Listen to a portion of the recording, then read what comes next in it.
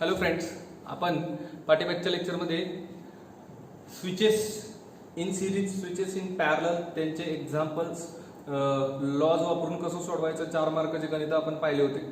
Exercise 1.9 आपला complete झाला होता.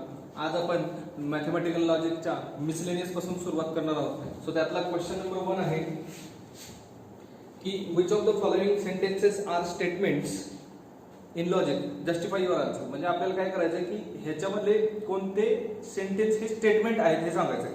सो पहिला बघा, पाय is real number.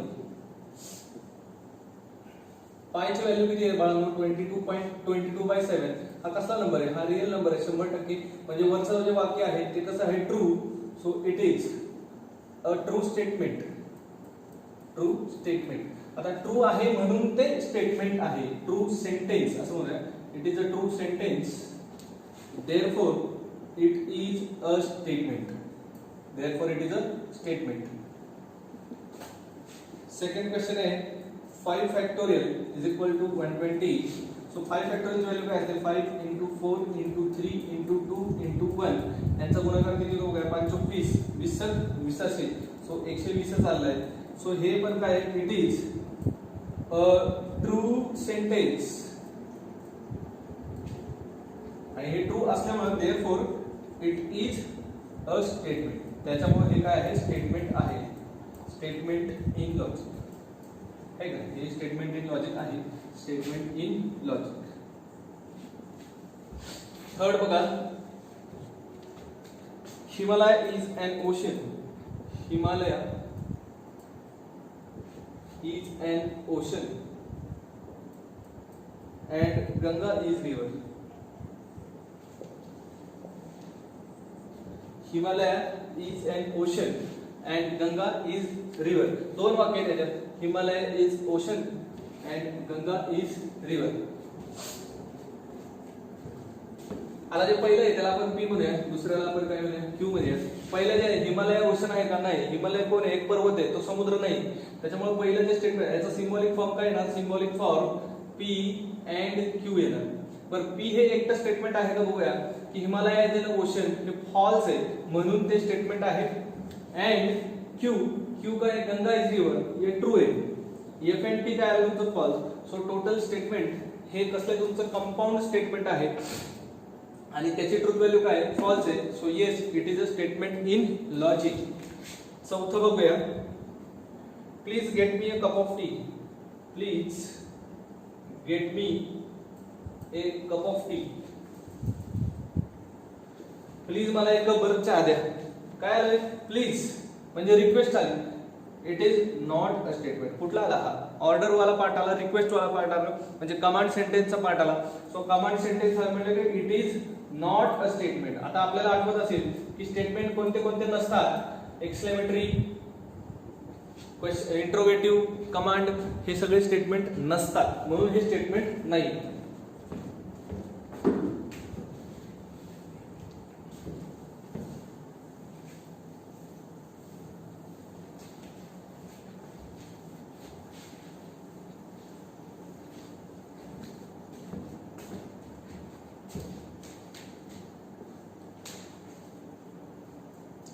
Next question आहे ब्रिंग मी अ पेन. ठीक आहे, काय असेल? Bring me a book, bring me a pen. सुरुवात कशाला झाली? ब्रिंग म्हणजे काय? ऑर्डर. नॉट अ स्टेटमेंट, हे स्टेटमेंट नाही. सहावं कुठलं आहे? कमांड सेंटेन्स मध्ये आलं ना, त्याच्यामुळे ते स्टेटमेंट नाही. सहावं बघा, आलास वी लॉस्ट द मॅच. आलास म्हणजे मराठीतला आलास नाही हा. एक इंग्लिश प्रोनाउन्सिएशन आहे. अरे बापरे, ऐक म्हणजे दुःखद. We lost the match. परंतु आलासच्या शेवटी काय बघा? Exclamation mark. तो एक्सक्लेमेटरी सेंटेन्स झाला आहे, त्याच्यामुळे this is not a statement. लिहिताना कसं लिहायचं? It is an exclamatory sentence, therefore it is not a statement. Therefore it is not a statement. सातवा क्वेश्चन बघा, cos 2 theta is equal to cos square theta minus sine square theta for all theta belongs to R. So हा तर formula आहे. Formula म्हणजेच काय म्हणणार आपण याला, आयडेंटिटी. आणि थिटा कोण आहे, रिअल नंबर आहे, हे डिफाइन सुद्धा केले त्यांनी. म्हणजेच काय, it is an identity, therefore it is a statement. आणि हे स्टेटमेंट काय असतं, नेहमी ट्रू असतं. आयडेंटिटी फॉर्म्युले वगैरे सगळे नेहमी काय असतात, ट्रू असतात. हे आपण पाहिलेले पाठीमागे. नेक्स्ट पार्ट वर जाऊया, 8वा. If x is real number then x square is greater than equal to 0. जर x रियल नंबर असेल तर x square is greater than equal to 0. आता x त्यांनी डिफाइन केलाय का, तर केलाय. x कसा पाहिजे तुमचा रियल नंबर असेल तर. सेपरेट तुम्ही काय म्हणू शकत नाही, परंतु पूर्ण वाक्य जर तुम्ही पाहिलं की जर x रियल असेल तर x square greater than equal to 0, हे बरोबर आहे. म्हणजे हे ट्रू, पूर्णतः हा वाक्य काय झालं, ट्रू स्टेटमेंट झालं. Therefore it is a statement.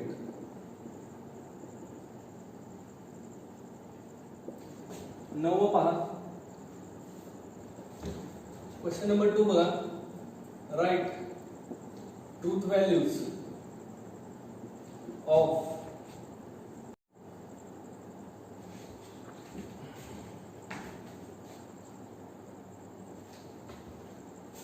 Question number 1 आहे त्याच्यातला.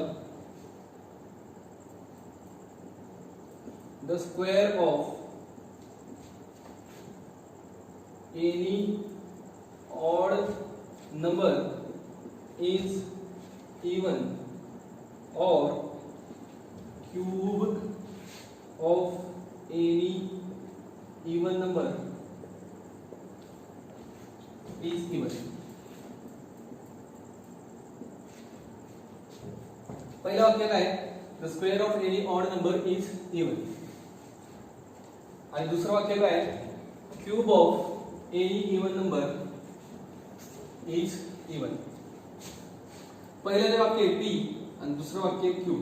पहिलं वाक्य काय, the square of any odd number is even. आणि दुसरं काय, the cube of any even number is even.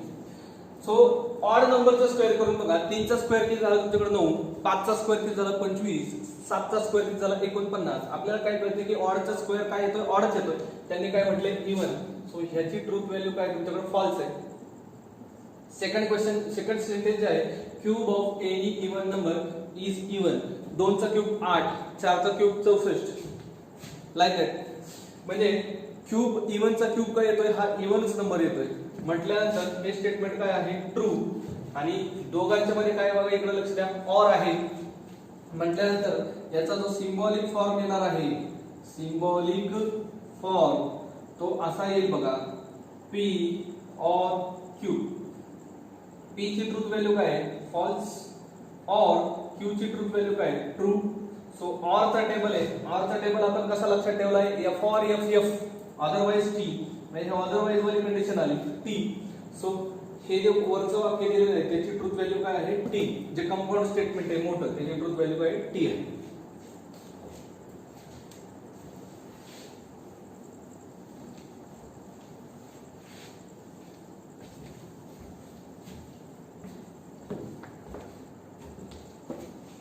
Second त्यातला, √5 is an irrational number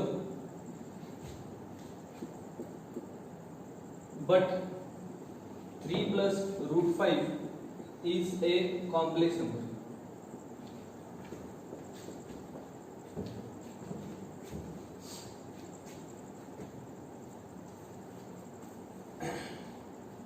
बघा इकडे √5 is irrational. p कोण आहे तुमचा, √5 is irrational number. q कोण आहे तुमचा, 3 plus √5 is complex number. हे पहिलं सेंटेन्स आहे, हे दुसरं सेंटेन्स आहे. √5 इज इरेशनल नंबर, हे ट्रू आहे का फॉल्स आहे, तर ट्रू आहे. ज्याचं रूट माहित नसतं, ज्याचं रूट आपल्याला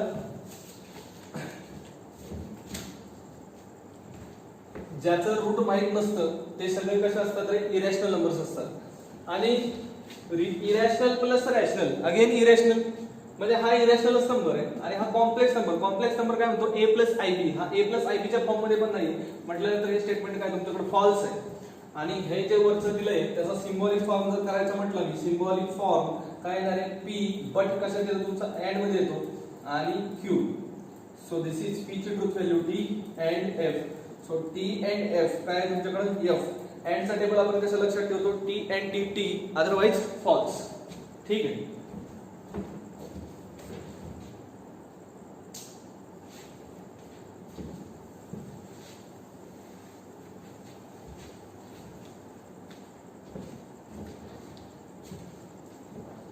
Third, there exists n belongs to capital N such that n plus 5 is greater than 10. n कसा नंबर आहे तुमचा, नॅचरल नंबर आहे. नॅचरल नंबरची सुरुवात कुठून होते, 1 पासून. सो 5 आणि किती झाले, 6, ग्रेटर दॅन 10 नाहीये. 5 आणि 2 7, ग्रेटर दॅन 10 नाही. 5 आणि 3 8, ग्रेटर दॅन 10 नाही. 5 आणि 4 9, ग्रेटर दॅन 10 नाही. 5 आणि 5 10, ग्रेटर दॅन 10 नाही. 5 आणि 6 11, ग्रेटर दॅन 10 आहे. म्हणजे 6 पासून पुढचे सगळे नंबर सॅटिस्फाय करतात, परंतु 6च्या पाठीमागं 1 2 3 4 5 ह्याला सॅटिस्फाय करत नाही. मग इथं कुठला शब्द पाहिजे होता, देअर एक्झिस्ट पाहिजे होता का फॉर ऑल पाहिजे होता. आपण ह्याला डिफाईन केले की फॉर ऑल हा शब्द कधी येतो, जेव्हा सगळेच्या सगळे सॅटिस्फाय. इथं जर सगळ्या नॅचरल नंबर्सनी ही कंडिशन सॅटिस्फाय केली असती तर इथं काय पाहिजे असतं, फॉर ऑल पाहिजे असतं. त्यातल्या एकानेही नाही केली तर तिथे कुठले शब्द यायला पाहिजे होता, देअर एक्झिस्ट. परंतु इथं 5 जण करत नाहीत पण बाकी सगळे जण करतात, त्यामुळे देअर एक्झिस्ट हा शब्द एकदम अतिशय बरोबर शब्द आहे. म्हटल्यानंतर याची ट्रूथ व्हॅल्यू काय असणार आहे, कॅपिटल टी. चौथा question, for all n belongs to natural number n plus 3 is greater than 5. आता म्हणतात की सगळ्या नॅचरल नंबरने ही कंडिशन सॅटिस्फाय करायला पाहिजे. पहिला 3 आणि 1 पहिला नॅचरल नंबर आहे 1, 1 plus 3 4, 4 ग्रेटर दॅन 5 पहिलाच करत नाही. दुसरा 3 आणि 2 5 हा पण करत नाही, पण तिसरा करतो. 3 पासून पुढचे सगळे करतात, पण सगळे ऑल म्हणजे 1 पासून इन्फिनिटी पर्यंत सगळे नंबर ही कंडिशन सॅटिस्फाय करतात का, नाही. दोघं जण करत नाही. सगळ्यांनी केलं असतं तर फॉर ऑल हा शब्द बरोबर होता, पण इथं 2 जण करत नाही. त्याच्यामुळे इथं देअर एक्झिस्ट असतं तर ट्रू असतं, पण फॉर ऑल आलंय म्हणून याची ट्रूथ व्हॅल्यू काय तुमच्याकडे, फॉल्स आहे. पाचवा question, if ABC is a triangle and all its sides are equal, then each angle is 30 degree. And if ABC is triangle and all its sides are equal, आता ABC जर triangle असेल सगळ्या sides equal आहे म्हणलं तो equilateral triangle झाला. पण equilateral triangle जर असेल तर त्याचा अँगल किती डिग्री पाहिजे, 60 डिग्री. परंतु हे किती डिग्री म्हणते, 30 डिग्री. सो ह्याची ट्रूथ व्हॅल्यू 100% काय असणार, आपल्याकडे फॉल्स असणार आहे.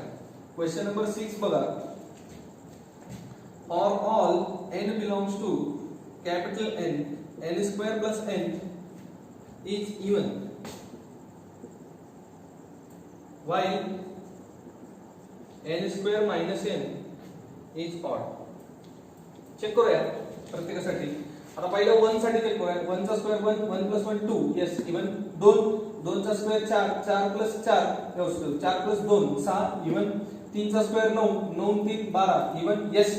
म्हणजे प्रत्येक नॅचरल नंबर ही कंडिशन सॅटिस्फाय करतो. आणि दुसरी जी कंडिशन आहे n स्क्वेअर मायनस n हा ऑड यायला पाहिजे. 1 चा स्क्वेअर 1, 1 minus 1 0, 0 कसा नंबर आहे, इवन, याला म्हणतात ऑड. ठीक आहे. 2 साठी चेक करूया. 2 चा स्क्वेअर 4, 4 minus 2 परत एकदा इवन आला, हा म्हणतोय ऑड. 3 चा स्क्वेअर 9, 9 minus 3 6 परत एकदा इवन आला, परंतु हे काय म्हणतंय, ऑड म्हणतंय. सो याच्यात दोन वाक्य, n square plus n is even हे ट्रू आहे आणि n स्क्वेअर मायनस n हे ऑड म्हणतंय, पण आपलं सगळं काय येत होतं, इवन, म्हणजे हे फॉल्स आहे. आणि यांच्यात शब्द कुठला लावलाय, व्हाईल. व्हाईल म्हणजे कोण आहे, end. So T end F काय असते आपल्याकडे, एफ. एंड चा टेबल आपण कशा लक्षात ठेवलाय, T and T T, otherwise false.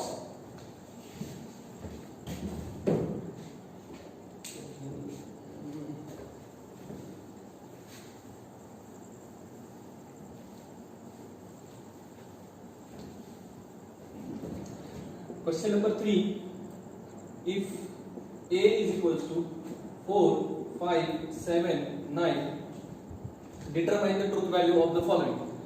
पहिलं स्टेटमेंट काय? There exists x belongs to a such that x plus 2 equal to 7. So 4 plus 2 6, 9, 5 plus 2 7. Yes, एकाला सॅटिस्फाय केलं. 7 plus 2 9, 9 plus 2 11 होत नाही. म्हणजे ह्यातले किती जण सॅटिस्फाय करतात? एक जण सॅटिस्फाय करतो. मग सगळ्यांनी सॅटिस्फाय केलं असतं तर फॉर ऑल, आणि एकाने जरी केलं तरी कुठला आहे? There exist. यस, इथं देअर एक्झिस्ट शब्द आहे म्हणून ह्याची ट्रूथ व्हॅल्यू काय आपल्याकडे? T. Second, for all x belongs to a, x plus 3 is less than 10. So 9 plus 3 less than 10 होते का? नाही, 9 plus 3 12 होते, less than 10 होतं. 7 आणि 3 किती होते? 10. हा पण नंबर लेस दॅन 10 नाही, इक्वल टू 10. म्हणजे हे दोघं जण सॅटिस्फाय करतील, हे दोघं जण सॅटिस्फाय करणार नाही. परंतु हा म्हणतोय की बाबा सगळ्यांनी सॅटिस्फाय करायला पाहिजे. सगळे जण सॅटिस्फाय करत नाहीत, त्यामुळे याची ट्रूथ व्हॅल्यू काय तुमच्याकडे? Capital F. Third, there exists x belongs to a such that x plus 5 is greater than equal to 9. म्हणजे एखादा तरी असा आहे की ही कंडिशन सॅटिस्फाय करतो. 4, 5 आणि 4 9 इक्वल टू 9, एकाने सॅटिस्फाय केली. 5 आणि 5 10 ग्रेटर दॅन 9, एका दुसऱ्याने सॅटिस्फाय केली. 7 आणि 5 12, सगळे जण ही कंडिशन काय करतात? ते सॅटिस्फाय करतात. सगळे जण करतात म्हटल्यावर इथं काय पाहिजे होतं? फॉर ऑल पाहिजे होतं. त्याने देअर एक्झिस्ट दिले, त्यामुळे ह्याची ट्रूथ व्हॅल्यू काय तुमच्याकडे? False. Fourth question, there exists x belongs to a such that x is even. म्हणजे ह्यातला एक तरी नंबर इवन आहे. हो, 4 काय आहे? इवन आहे. 5 7 9 मात्र काय? ऑड आहे. म्हणजे एखादा सॅटिस्फाय करतोय, म्हणजे शब्द पाहिजे देअर एक्झिस्ट. इथं पण काय दिलं त्यांनी? देअर एक्झिस्ट दिलाय, म्हणजे हे स्टेटमेंट काय आहे तुमचं? ट्रू. पाचवा question, for all x belongs to a 2x is less than equal to 7. 4 2 8 less than 17, 5 2 10 less than 17, 7 2 14 less than 17, 5 9 2 18 less than 17 होत नाही. आणि म्हणजे एक जर एकाने सॅटिस्फाय केलेलं नाही, तिघ जण करतात. सगळ्यांनी केलं असतं तर फॉर ऑल आला असता. तिघ जण करतात म्हणून तिथं देअर एक्झिस्ट शब्द येणार. यांनी काय दिलं? फॉर ऑल पाहिजे काय होता? There exist. म्हणजे ह्याची ट्रूथ व्हॅल्यू काय तुमच्याकडे? फॉल्स आहे. Question 4, right negation. निगेशन लिहायचं आपल्याला. Question number 1, some buildings in this area, some buildings in this area are multi storeyed.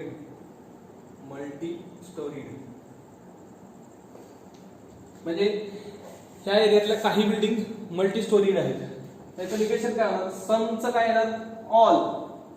आणि ऑल बिल्डिंग्स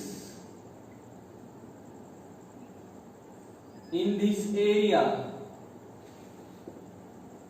आर. आता हे जे पुढचं स्टेटमेंट आहे त्याचं पण आपल्याला काय करावं लागेल? निगेशन. आर मल्टी स्टोरीजचं निगेशन काय होईल? Are not multi storey. Second, all parents care for their children.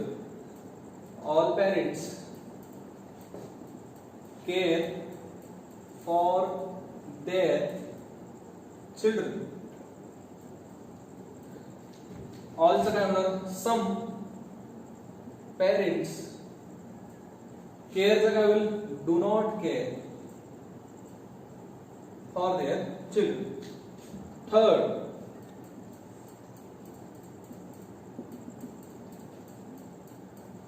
for all n belongs to capital N, n plus 7 is greater than 6.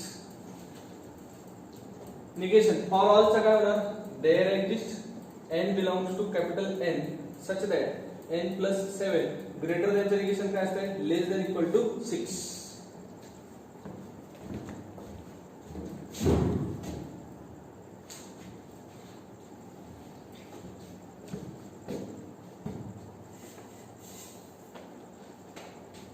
चौथे याच्यामध्ये there exists x belongs to a, ठीक, belongs to a such that x plus 5 is greater than 8. याचं negation काय होणार? त्या इक्वेशनला मी काय देणार? For all x belongs to a such that x plus 5 greater than 8 तर काय होणार? Less than equal to 8. So this is your negation.